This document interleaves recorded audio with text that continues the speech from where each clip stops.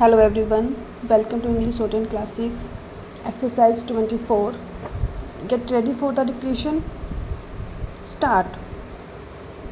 Madam Deputy Chairman, I rise to support the bill which has been moved by the Honourable Minister of State in the Ministry of Home Affairs.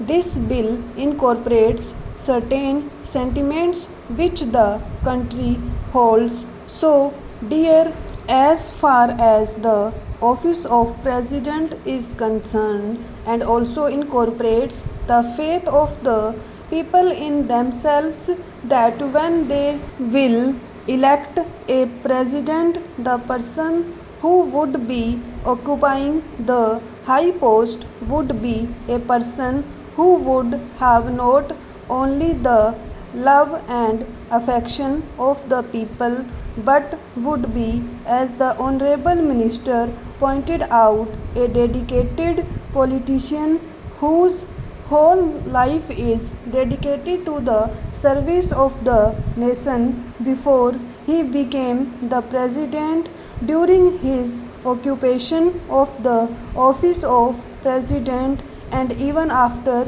he retired from that office.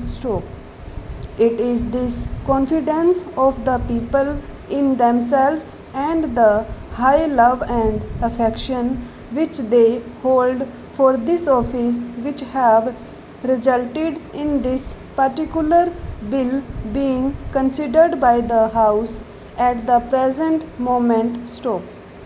The Honourable Minister has pointed out that the President, who has just retired, has fulfilled all the requirements which are the basis of this particular measure, and the measure which was passed in 1951.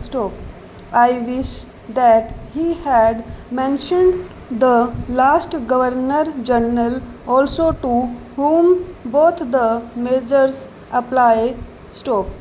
Whether we may agree or may not agree with the last Governor General on some of the political views that he holds, there can be no two opinions that the last Governor General was also an illustrious son and is an illustrious son of this country and deserves all the consideration, all the love and all respect of the country which are being incorporated in the present measure and were incorporated in the 1951 Act. While therefore fully supporting the measure which is now before the House, I would like certain clarifications regarding the rules that are going to be made for giving effect to the provisions which have been incorporated in the present bill.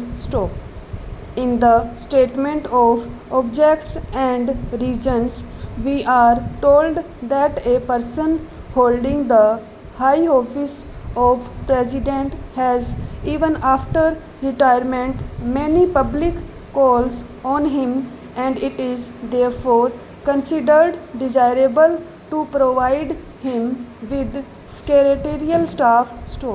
It is further stated that the bill provides for a staff which may be engaged for the president.